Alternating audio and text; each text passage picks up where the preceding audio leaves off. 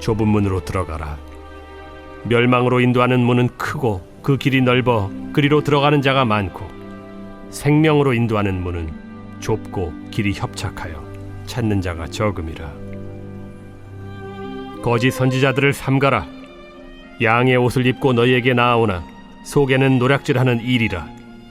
그들의 열매로 그들을 알지니 가시나무에서 포도를 또는 엉겅퀴에서 무화과를 따겠느냐.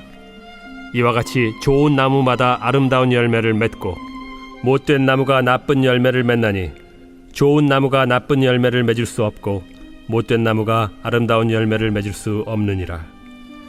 아름다운 열매를 맺지 아니하는 나무마다 찍혀 불에 던져지느니라.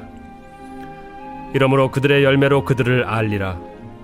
나더러 주여 주여 하는 자마다 다 천국에 들어갈 것이 아니요 다만 하늘에 계신 내 아버지의 뜻대로 행하는 자라야 들어가리라. 그날에 많은 사람이 나더러 이르되 주여 주여 우리가 주의 이름으로 선지자 노릇하며 주의 이름으로 귀신을 쫓아내며 주의 이름으로 많은 권능을 행하지 아니하였나이까 하리니, 그때 내가 그들에게 밝히 말하되 내가 너희를 도무지 알지 못하니 불법을 행하는 자들아 내게서 떠나가라 하리라.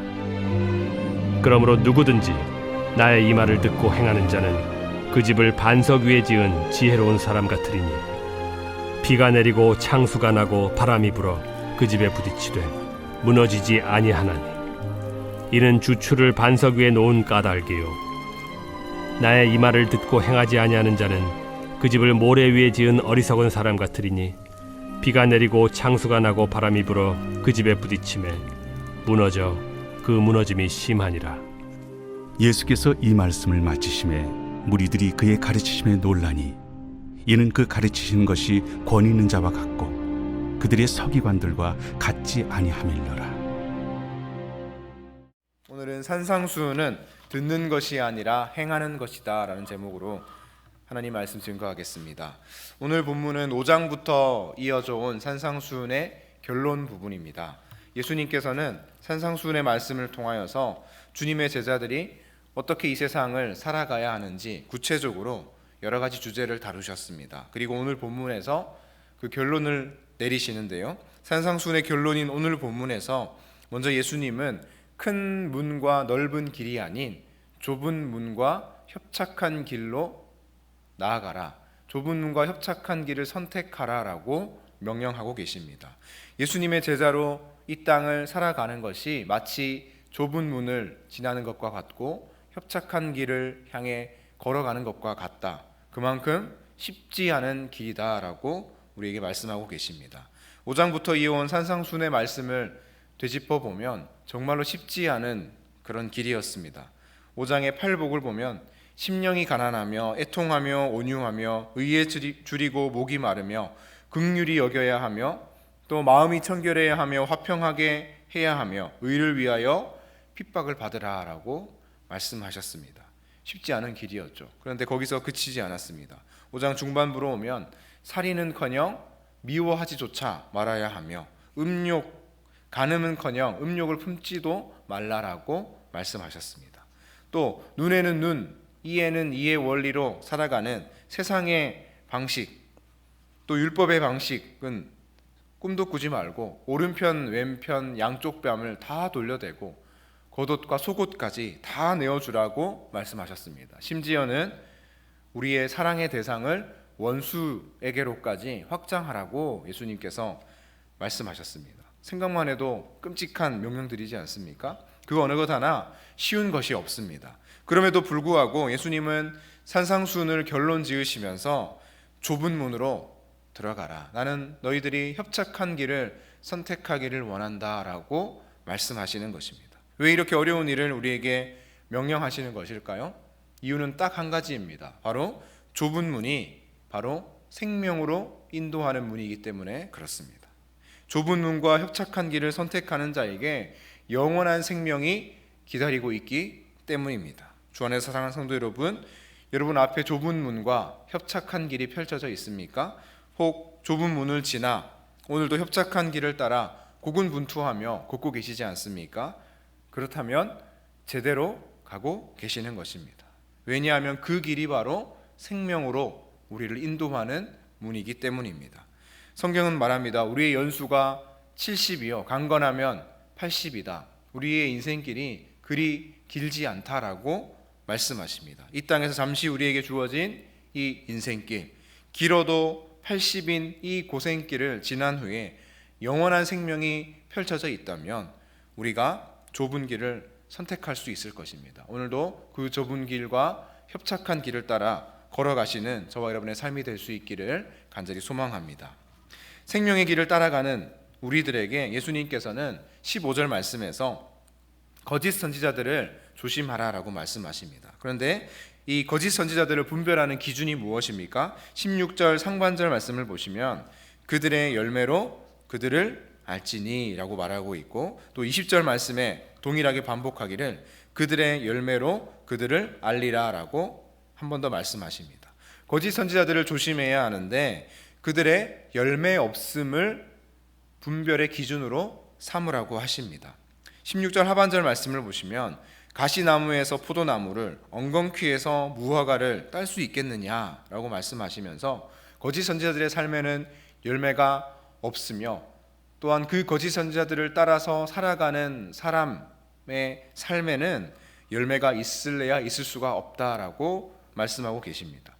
그런데 예수님께서 이 거짓 선지자와 그들의 열매 없음을 오늘 이 산상순의 결론에서 말씀하시는 이유가 무엇입니까? 바로 생명의 길, 좁은 길, 협착한 길을 선택하며 그 길을 걸어가는 사람이 맺게 되어져 있는, 또 맺을 수밖에 없는 열매가 있음을 설명하기 위해서 말씀하고 계시는 것입니다. 21절 상반절 말씀을 보시면 이런 말씀이 있죠. 나더러 주여 주여 하는 자마다 다 천국에 들어갈 것이 아니요. 저는 어린 시절에 이 말씀을 보면서 그러면 주여 주여 하고 우리가 자주 기도하는데 그렇게 기도하면 천국에 갈 수 없다는 뜻인가라는 그런 오해 아닌 오해를 했습니다. 그런 뜻이 아니죠. 주여 주여 하는 자는 어떤 자들입니까? 예수님께서 22절에서 부연 설명을 하고 계십니다. 우리 22절 말씀 같이 읽어볼까요? 22절입니다. 시작. 그날에 많은 사람이 나더러 이르되 주여 주여 우리가 주의 이름으로 선지자 노릇하며 주의 이름으로 귀신을 쫓아내며 주의 이름으로 많은 권능을 행하지 아니하였나이까 하리니. 여러분, 주여 주여 하는 자는 어떤 자들입니까? 주님의 이름으로 선지자의 일을 하고 주님의 이름으로 귀신을 쫓아내고 주님의 이름으로 많은 권능을 행하는 자들입니다. 언뜻 보면 아주 위대한 사람들입니다. 그런데 예수님께서 이렇게 예수의 이름으로 권능을 행하는 자들, 능력을 행하는 위대한 자들을 어떻게 평가하시나요? 23절 말씀을 보시면 그때에 내가 그들에게 밝히 말하되 내가 너희를 도무지 알지 못하니 불법을 행하는 자들아 내게서 떠나가라 하리라. 예수님은 악평하시겠다라고 말씀하십니다. 예수님은 내가 너희를 도무지 알지 못한다라고 말씀하실 거라 장담하고 계십니다. 이상하지 않습니까? 예수님께서 이런 위대한 일들, 예수의 이름으로 행하는 많은 권능들을 무가치한 것으로 여기신다는 뜻일까요? 그런 뜻이 아닙니다. 문맥을 살펴봐야 합니다. 오늘 말씀은 산상수훈의 결론이라고 했죠. 이미 앞에서 예수님께서 수많은 산상수훈의 말씀들을 주시고 난 후에 차근차근 그 산상수훈의 말씀들을 명령하신 후에 이 말씀을 하고 계신다라는 것입니다. 여러분, 5장부터 7장까지 우리가 지난 2주 정도 살펴본 예수님의 산상수훈의 말씀은 차근차근 되짚어 보면 대단하고 위대한 능력을 행하는 그런 것들은 아니었습니다. 선지자들의 사명과 선지자들의 권능에 대한 것들도 아니었습니다. 우리가 말씀 서두에 살펴본 것처럼 산상수훈의 명령은 생명의 길을 걷는 성도들의 삶의 요소에서, 삶의 부분에서 매일매일 거룩하고 선하게 이뤄가야 하는 삶의 실제들에 대한 명령이었습니다. 물론 결코 쉽거나 우리가 만만하게 보아서는 안 되는 그런 명령이긴 합니다. 하지만 하나님께서 주목하고 계시는 것이 무엇인가에 대해서 예수님은 산상수훈의 결론에 와서 오늘 말씀하고 계십니다. 주여 주여 주님의 이름을 불러가면서 뭔가 놀라운 권능을 이루기보다 하나님이 더욱 주목하고 계시는 것은 무엇입니까? 바로 우리의 매일매일의 삶의 순간순간, 말씀을 어떻게든 행하며 살아가겠다라는 삶의 그 작은 모습들을 하나님께서 주목하신다라고 우리에게 말씀하시는 것입니다. 그래서 21절 말씀을 우리가 하반절까지 같이 다시 읽어보면 나더러 주여 주여 하는 자마다 다 천국에 들어갈 것이 아니요 다만 하늘에 계신 내 아버지의 뜻대로 행하는 자라야 들어가리라. 아멘. 여러분, 산상순의 말씀이 지향하는 바가 이해가 되십니까? 하나님은 크고 위대하고 놀라운 일을 행하는 사람도 물론 칭찬하실 것입니다. 하지만 하나님은 더 어떠한 사람들을, 어떠한 인생들을 굽어 살펴보실까요? 바로 하나님은 매일의 삶에 주님 말씀을 기억하며 그 주님 말씀을 삶에 녹여내며 몸부림치며 거룩을 행하는 그러한 사람들을 주목하신다라는 것입니다. 산상순의 말씀을 수백 번, 수천 번 듣고 마음에 새기고 암송하는 것보다 더 중요한 것은 바로 이 산상순의 말씀대로 살아가는 것, 그 말씀에 담긴 하나님 아버지의 뜻대로 행하는 것이라고 오늘 예수님은 이 결론 부분에서 우리에게 강조하고 계시는 것입니다. 그래서 24절 이하에서 예수님은 말씀을 듣고 거룩을 행하는 자의 삶에 대해 비유로 말씀하십니다. 우리 24절, 25절 말씀을 함께 읽습니다. 시작.